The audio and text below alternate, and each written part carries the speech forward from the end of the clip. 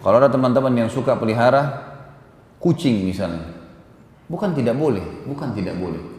Abu Hurairah pernah pelihara, bahkan Abu Hurairah namanya Abdurrahman ibn Sakhr radhiyallahu anhu, gitu kan? Diberikan julukan Abu Hurairah karena Hurairah diambil dari kata-kata Hira yang berarti kucing. Tapi beliau satu-satunya sahabat yang pelihara kucing, yang lainnya tidak pernah. Nabi SAW juga tidak pernah pelihara kucing. Lebih baik antum biarkan bebas hidup, lebih bagus, lebih afdal. Jangan lagi dipelintir perkataan saya. Hah? Sekarang banyak ahli pelintir. Nanti keluar lagi fatwa menyesatkan Khalid Basalam lagi. Tanpa dilihat, tanpa disortir gitu. Ini saya bilang lebih baiknya. Karena hewan yang haram dimakan dagingnya, haram ditransaksikan. Ya, itu kaidahnya. Kucing termasuk hewan yang bertaring, ya kan? Dibolehkannya untuk dipelihara oleh sebagian ulama karena dilihat Abu Hurairah pernah pelihara, tapi bukan menjadi sebuah kebiasaan para sahabat, bukan juga Nabi. Maka lebih baik antum biarkan. Ada orang subhanallah biayai kucing satu bulan 3 juta di Jakarta. Makannya lah, ada salonnya lah, ada bajunya lah, ada macam-macam. Kalau dia biayai anak yatim berapa pahalanya? Hah? 3 juta biaya anak yatim kan bagus ya. Sama juga banyak orang pelihara. Maaf, jangan tersinggung lagi. Dan jangan dipelintir. Orang pelihara burung. Untuk apa nih pelihara burung teman-teman? Untuk apa Allah kasih burung itu sayap? Saya tanya. Untuk terbang atau untuk dikurung? Sayapnya sudah ada. Biar yang terbang. Ustaz, saya mau dengar suaranya. Sekarang di HP download banyak suara burung. Kenapa harus siksa burung itu bisa disuruh berbunyi? Antum mau suara apa saja sekarang bisa download. Suara burung segala macam. Ratusan ribuan burung banyak suaranya. Kenapa harus kurung burung itu kesian? Biarin terbang, makhluknya Allah. Mau lihat keindahannya Ustaz? Sekarang di YouTube apa saja antum mau lihat jenis burung, semuanya ada. Bisa tonton, selesai. Pelihara hewan yang antum ada pahalanya. Semua hewan yang halal dimakan, dagingnya halal transaksinya. Kambing, ayam, ikan, ya ada, bisa dimakan, halal, transaksinya pun halal. Antum nanti mau jual pun bisa. Tapi khusus masalah kambing teman-teman agak berbeda. Kambing adalah hewan yang luar biasa ini. Saya pernah sampaikan dalam satu ceramah saya teman-teman sekalian, kalau hikmahnya adalah hewan kambing ini hewan yang memakannya berpahala. Ada banyak dalil, diantaranya hadis Bukhari kalau baginda Nabi SAW sangat gemar memakan paha kambing.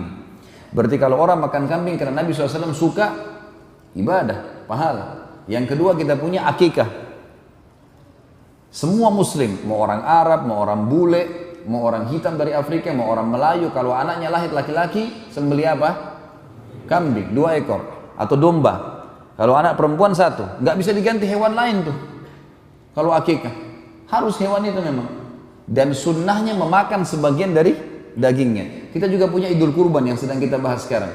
Boleh sapi, boleh unta, tapi afdalnya kambing. Karena Nabi SAW sendiri waktu itu, Nabi SAW mampu sembelih unta, tapi beliau tidak sembelih, beliau sembelih domba. Bahkan beliau menyembelih 65 ekor alaihi salatu wassalam, yang beliau sembelih sendiri. Kalau nggak salah 15 ekor, sisanya Ali bin Abi Thalib yang melanjutkan sembelihannya.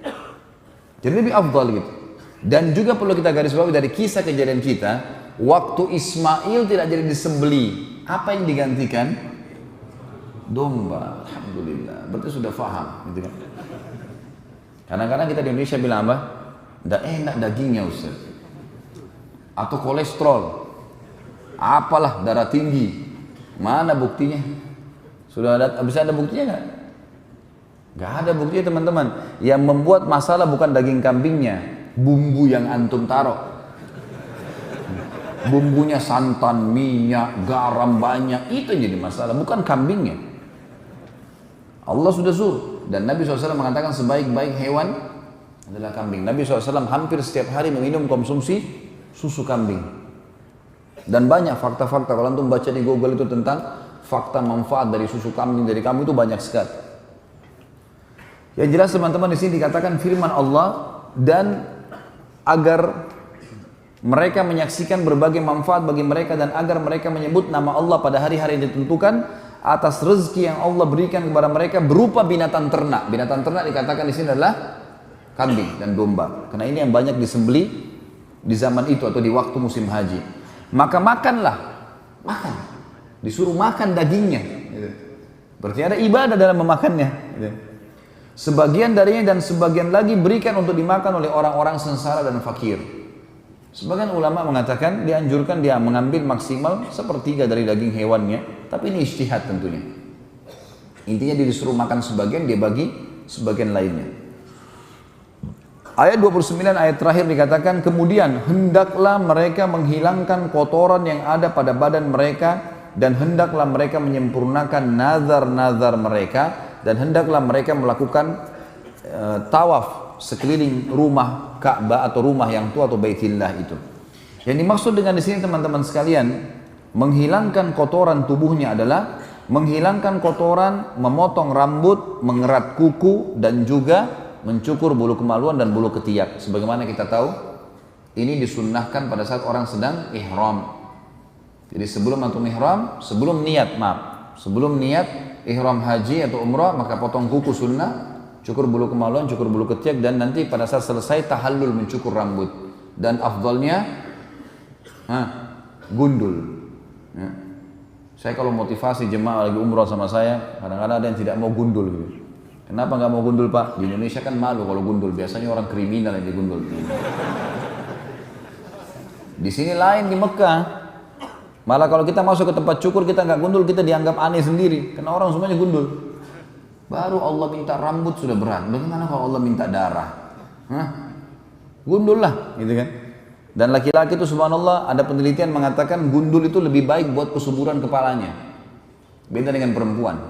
Kulit kepala laki-laki memang makin sering gundul maka makin bagus. Tapi hubungkanlah dengan ibadah, artinya dengan umroh dan haji. Kemudian dikatakan di sini tadi ya, kemudian hendaklah mereka menghilangkan kotoran. Yang dimaksud kotoran kata ulama tafsir adalah tadi yang sudah saya sebutkan, bulu ketiak, bulu kemaluan, kuku, dan memotong rambut pada saat lagi tahallul. Kemudian dikatakan juga dan agar mereka menjalankan nazar-nazar mereka. Maksudnya adalah nazar-nazar yang baik untuk ibadah haji. Seperti misalnya ya, dia mengatakan dalam doanya, ya Allah mudahkanlah haji ini buat saya, ya berkahilah dan seterusnya. Dan kalau saya berhasil selesai haji, maka saya akan bersedekah sekian, gitu kan? Itu nazar-nazar yang positif. Walaupun nazar ini dalam pandangan jumhur ulama adalah hukumnya makruh, nazarnya. Karena kalau berhasil maka wajib untuk dijalankan, dosa kalau enggak. Lebih baik seseorang itu melakukan sesuatu, kalau berhasil dia langsung sedekah setelahnya, atau dia ya, berbuat kebaikan, berdoa atau sujud syukur kepada Allah sebagai tanda terima kasihnya kepada Allah yang Maha Pemurah. Baik, kita akan tutup teman-teman sekalian pertemuan kita pada malam ini dengan awal munculnya kemusyrikan. Dan itu di tangan seseorang yang bernama Amru bin Luhai.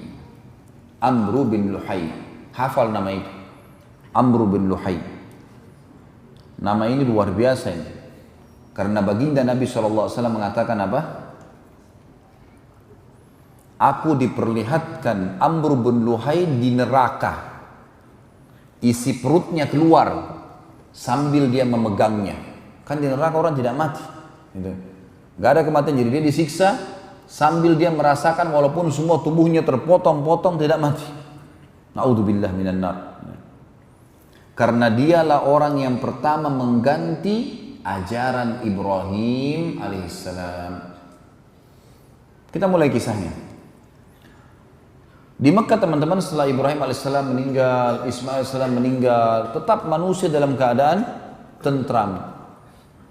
Saya terus terang secara pribadi coba menelusuri, artinya mencari tahu berapa tahun kira-kira kisah antara Ibrahim Ismail alaihissalam dengan munculnya Amru bin Luhai, tapi saya tidak temukan. Banyak buku-buku sejarah langsung meringkaskan munculnya perilaku atau munculnya kemusyrikan Jazirah Arab, awal munculnya di tangan Amru bin Luhai. Tapi selisih tahun tidak disebutkan. Intinya setelah meninggal dua nabi yang mulia ini. Kemungkinan besar cukup lama gitu. Di Mekah teman-teman, suku Jurhum, masih ingat tadi suku ini ya? Masih ingat nggak? Baik. Suku Jurhum ini teman-teman berkembang pesat. dan sekarang menjadi keluarganya Ismail